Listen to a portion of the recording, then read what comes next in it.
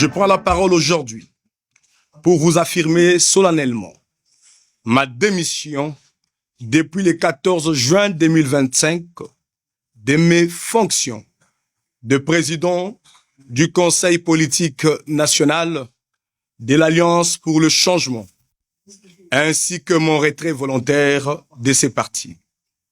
Cette décision mûrement réfléchie est un acte responsable, motivé par des désaccords insurmontables, tant sur la gestion interne de ces partis, où j'ai tout donné pour son existence durant l'absence de son initiateur, alors qu'il faisait face à la justice de notre pays, ainsi que sur les orientations politiques récentes engagées par les leaders. Je suis parti sans regret, mais avec l'expérience et la ferme conviction que l'engagement politique doit servir la nation et non les intérêts des individus. Je reste convaincu que l'action politique de tout citoyen congolais, en tout le temps, doit demeurer jalonnée par l'amour de la patrie, le service à la nation et le développement du pays. Je suis au regret de vous témoigner, par mon expérience, que certains acteurs politiques égotistes en ont fait un recours aux antivaleurs, aux mensonges d'État, aux invectives, à la haine, à la belligérance, mais pire encore, au commerce de suffrage sur fond de souffrance de notre peuple.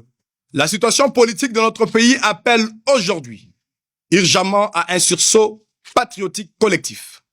C'est ainsi que, conscient de la mission qui incombe à notre génération, j'accueille avec responsabilité le récent appel du chef de l'État, son Excellence Félix-Antoine Tshisekedi Tshilombo, à des consultations en vue de la mobilisation nationale contre les ennemis de notre pays, aussi qu'à la formation d'un gouvernement d'union nationale. Cet appel avait traduit, en plus de son patriotisme, une volonté d'unir les acteurs politiques au-delà des clivages pour affronter ensemble la crise et y mettre fin définitivement.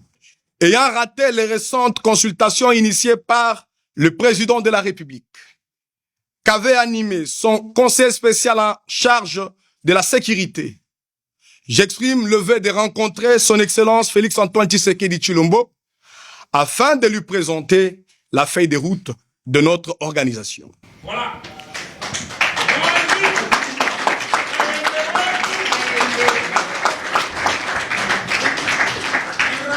Je salue également la proposition salvatrice de notre compatriote Martin Fayoulou Madidi d'ériger un camp de la patrie unissant toutes les forces républicaines face à la belligérance, à la trahison, aux velléités identitaires, à l'avidité de certains acteurs politiques, ainsi qu'à la menace persistante du spectre de la balkanisation de notre pays.